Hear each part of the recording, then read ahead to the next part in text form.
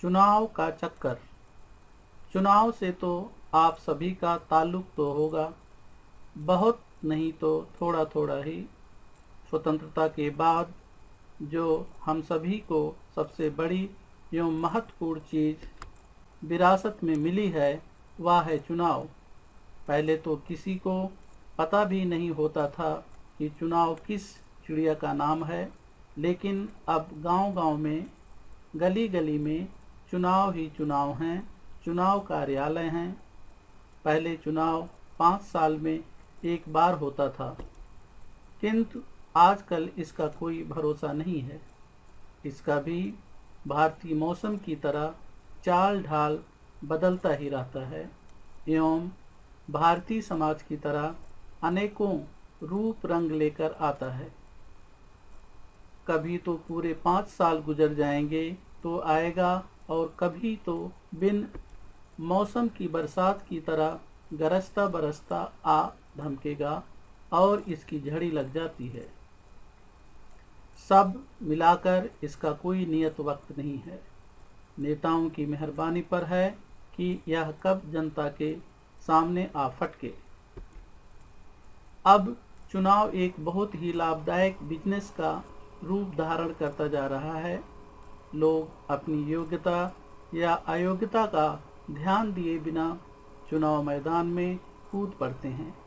सोचते हैं करना भी क्या होता है, बस्ती बस्ती जाकर गरीबों के आगे एक बार हाथ जोड़ना होता है, 10-20 झूठे वायदे करना, थोड़े मगरमच्छ के आंसू बहाने, बस।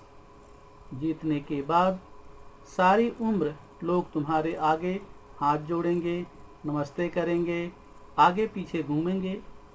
एक बार आप हाथ जोड़ो, 1000 बार जनता हाथ जोड़े। अब इसमें सबको सीधा लाभ नजर आता है।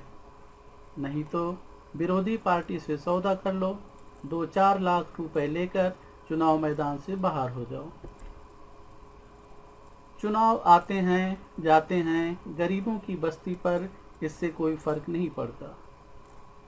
हाँ, कभी कभार इतना अवश्य होता है कि इलेक्शन होने के हफ्ते पहले गरीबों की बस्ती में 1-2 नल गड़ जाएंगे या बिजली के खंभे लग जाएंगे, और इलेक्शन होने के 2-4 दिन बाद ही उखाड़ लिए जाएंगे कि गलती से गलत बस्ती में गड़ गया था। भारत का जन्मजात नागरिक होने के कारण मुझे भी इस चुनाव की लड़ाई में कई बार शामिल होने का मौका मिला। कुछ अनुभव किया, कुछ आंखों देखा, कानों सुना, नाक सूंघा। हाल यहाँ प्रस्तुत है।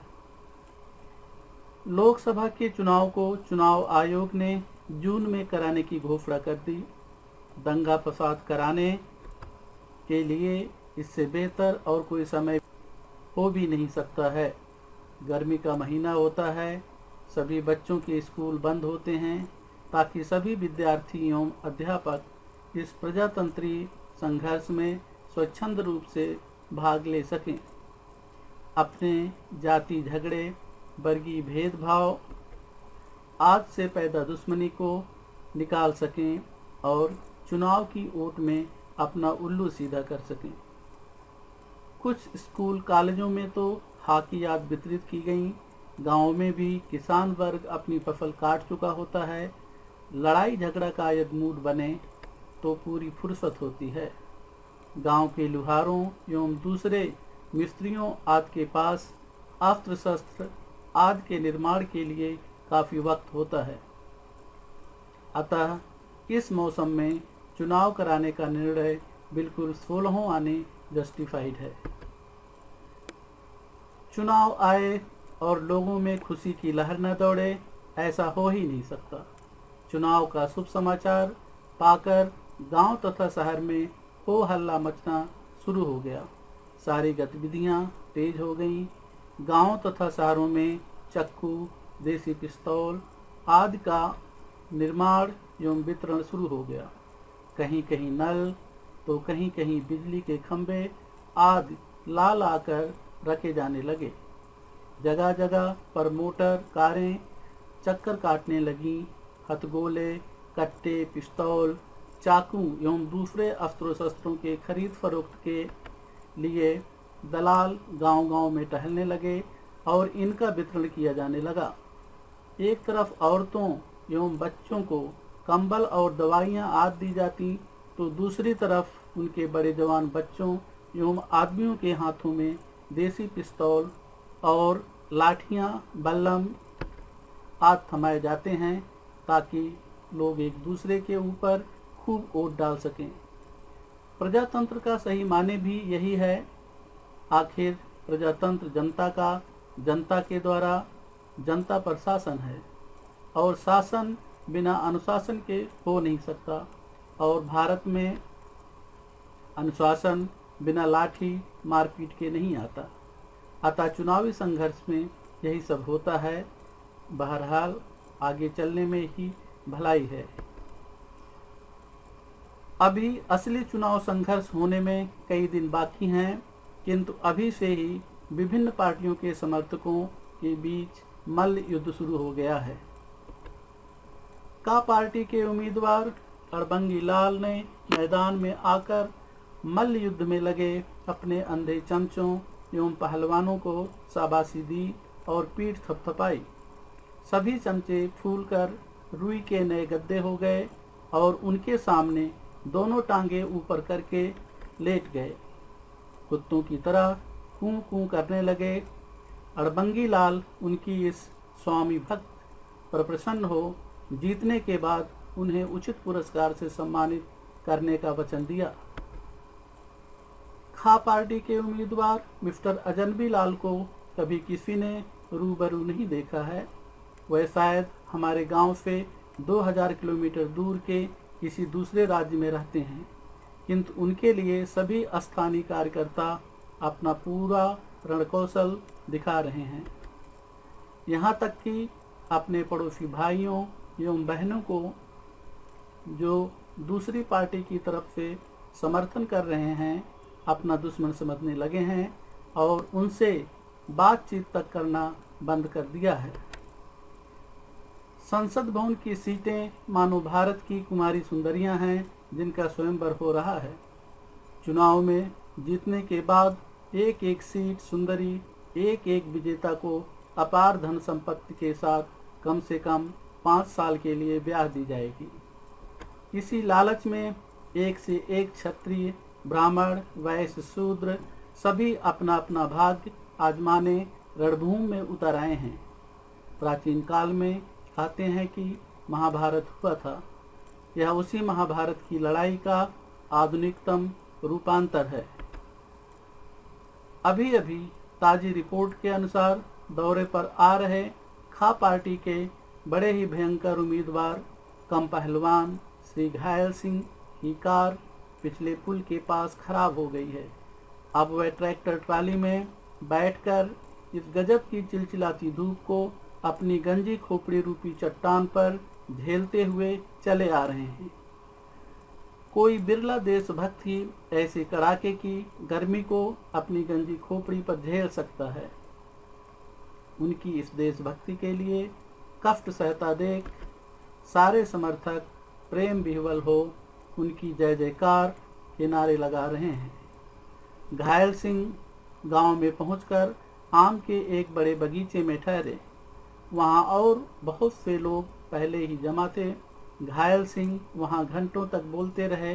वह कहना क्या चाहते हैं यह किसी की साफ साफ समझ में नहीं आया। कुल मिलाकर वह घंटे भर वायदे पर वायदे करते गए कि गांव को मिटाकर बड़े बड़े शहरों में बदल देंगे, आम का बाग हटाकर फैक्ट्री लगवा देंगे, गरीबी एवं गरीबों का नामो निशान मिटा देंगे, कच्चे घर तो कहीं नमूने के लिए भी नहीं दिखेंगे, गांव में पुलिस स्टेशन खुलवा देंगे। इसी तरह के सैकड़ों वादे ही करते रहे। लोग उनके वादों पर जोर से तालियां बजाते और उनकी जय जयकार करते। लोगों को यह याद ही नहीं रहता कि पिछली बार भी महाशय ने यही वायदे किए थे। और सबसे आश्चर्यजनक बात तो यह थी कि लोग उन बातों पर विश्वास करते हैं, हालांकि सभी को पता है कि ये सारे वायदे झूठे हैं। अभी अभी घा पार्टी के उम्मीदवार श्री प्रचंड सिंह अपने दर्जनों प्रमुख चमचों से घिरे हुए सामने बड़ी मुश्किल से दिखाई पड़े हैं। उनके और बहुत सारे फॉलोअर्स दुम की तरह दूर तक उनके पीछे जुड़े हैं। दूर तक फैली पूरी भीड़ हमारे गांव के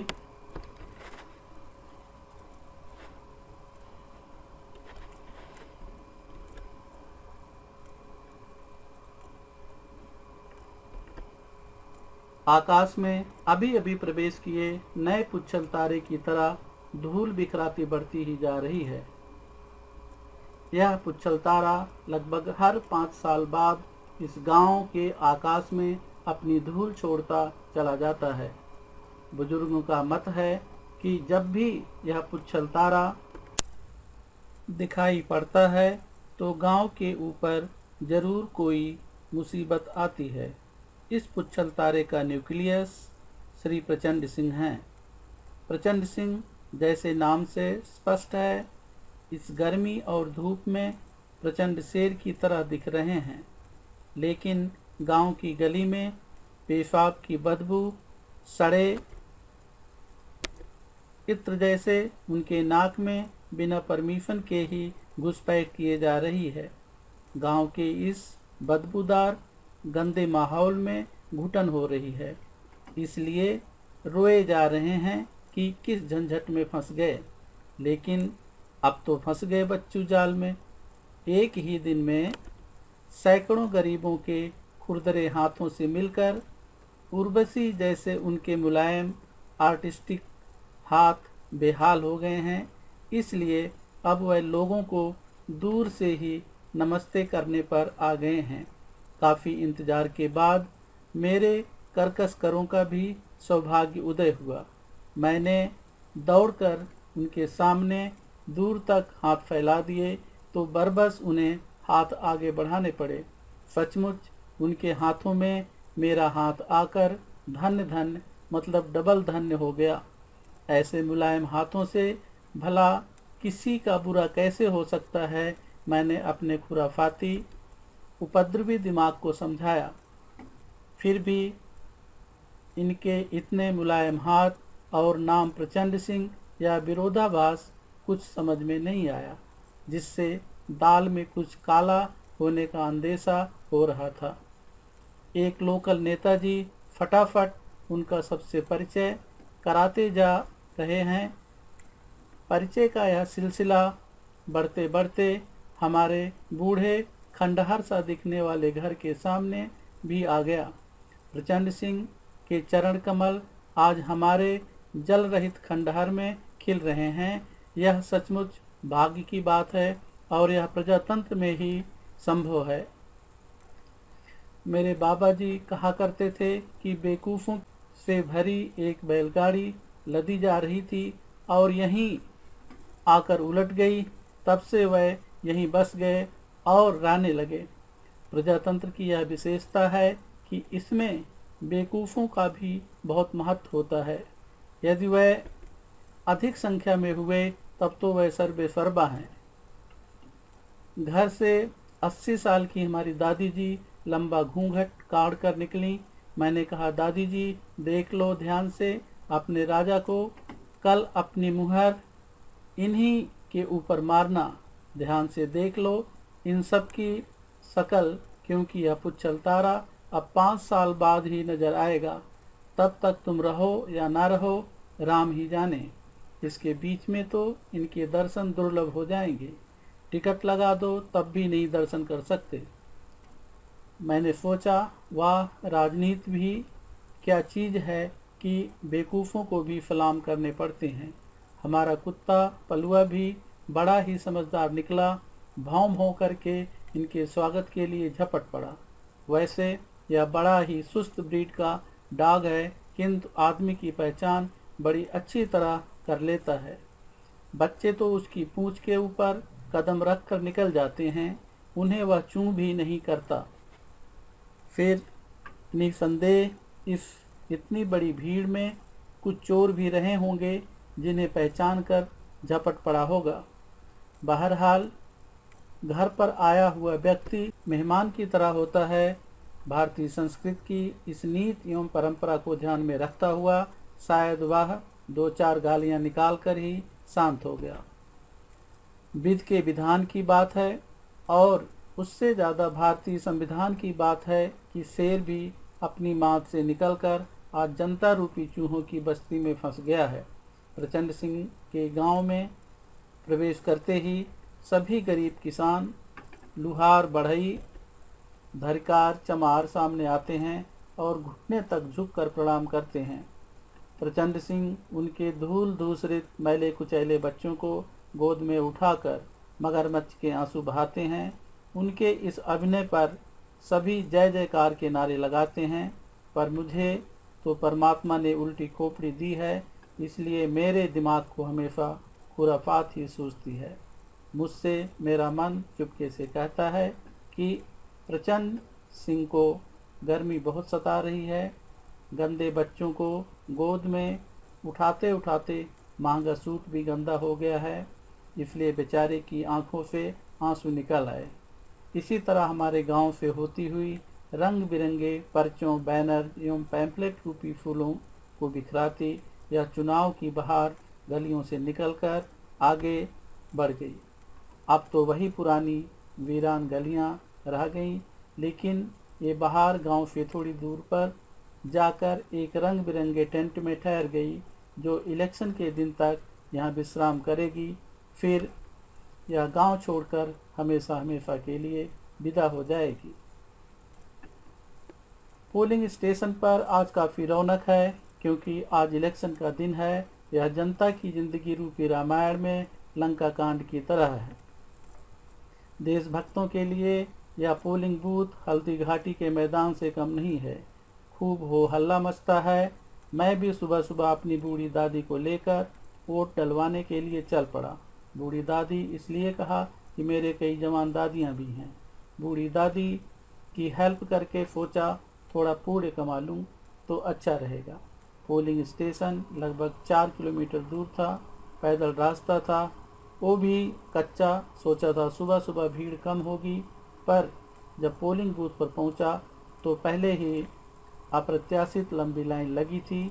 बहरहाल मैंने भी दादी जी को लाइन में फिट कर दिया। दादी जी फिर घंटे बाद चुनाव की सभी प्रक्रियाओं से गुजरती हुई बाहर आई। मैंने पूछा, दादी जी अपना कीमती वोट किसकी झोली में डालकर आई हैं? मुहर किस पर मार कर आई हैं? ज़रा अपना सीक्रेट शेयर करेंगी मेरे साथ? वह बोली, बेटा इस उम्र में काहे को 2 आँख करूं? मैंने तो सब के ऊपर एक एक मुहर मार दी है ताकि सभी खुश रहें। इस उम्र में काहे किसी को नाराज़ करूं? मैंने भी कहा, वाह दादी, बधाई हो, बहुत अच्छा निर्णय किया। एक ही बार में सबका कल्याण कर दिया आपने। न्याय हो तो ऐसा ही। कौन सा सरकार ने तुम्हारे लिए स्कूल खोल रखा है? सारी उम्र तुम लोगों की कमाई ले जाकर खाई है, तुम्हारी क्या गलती है इसमें? तुम इसी तरह सबको एक आंख से देखती रहना जब तक कि तुम्हें 2 आंख से देखना ना सिखाया जाए। थोड़ी देर में 2-3 गाड़ियां धड़धड़ाती धूल उड़ाती आई और उनमें से तमाम पहलवान छाप मोटे मोटे जीव नीचे उतरे। उनमें से एक ने सबको संबोधित करते हुए कहा, भाइयों एवं उनकी बहनों, आप सबने बहुत कष्ट किया है इतनी दूर आकर मेरे लिए, किंतु अब आप लोगों को मैं और अधिक कष्ट नहीं देना चाहता। अब कृपया आप लोग अपने अपने घर चले जाएं। राजनीति तो राजाओं के लिए होती है। वोट शोट डालने का झंझटी काम क्यों अपने ऊपर लेते हैं? यह झंझटी काम हम ही लोग कर लेंगे। हमारे कुछ पहलवान हैं, वो कर लेंगे। हम अपनी जनता को परेशान नहीं करना चाहते। आप लोग मेरा मतलब समझ ही गए होंगे।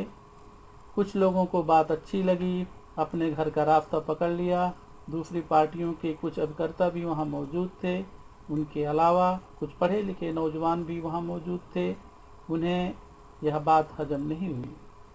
उन्होंने उन पहलवानों की बात का प्रतिरोध किया। बोले, नहीं, वोट डालना हमारा जन्मसिद्ध अधिकार है और कर्तव्य भी है, इसलिए वोट डालने का कष्ट तो हम आप ही उठाएंगे। ये अधिकार तो हमें बाबा साहब देकर गए हैं। आप लोग तो मेहमान हैं 2 घंटों के, चाय पानी पीजिए और फिर जिस बिल से निकले हैं उसी में वापस घुस जाइए। सारे पहलवान गुस्से में आ गए, उनके तेवर बदलने लगे। इन हरामजादों सालों कुत्तों की इतनी मजाल। कुछ पहलवान आगे बढ़े, किंतु कई लोग रास्ते में खड़े हो गए।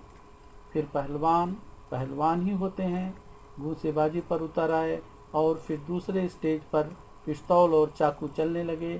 फिर तो भाग दौड़ हो हल्ला मच गया। फिर क्या था, खूब वोट डाले गए अपनी अपनी मर्जी से, जो जितना डाल सका डाला। किसी ने किसी के सिर पर वोट डाले तो किसी ने किसी की टांग पर ही अपनी लाठी से मुहर लगा दी। किसी के सीने में छेद हो गया तो किसी की खोपड़ी से लाल तेल निकल आया। ड्यूटी पर तैनात पुलिस आराम से खड़ी तमाशा देख रही थी। पोलिंग बूथ पर जिनकी जिनकी ड्यूटी लगी थी वह बेचारे सहमे डरे दूर खड़े थे। ठीक भी है, जहाँ जनता समझदार है और अपने आप अपना वोट डाल सकती है, इनकी क्या ज़रूरत है। इस हल्दी घाटी के मैदान में दर्जनों लोग घायल हो गए। 4-5 तो उसी दिन पर लोग सुधार गए और उनका नाम भारत के इतिहास में यदि सुनहरे अक्षरों में नहीं तो कम से कम काले अक्षरों में अवश्य ही लिखा जाएगा। और हमारी आगे आने वाली जनरेशन उनकी बहादुरी के विषय में पढ़ेंगी। अगले दिन पता चला कि श्री प्रचंड सिंह विजयी घोषित हुए हैं।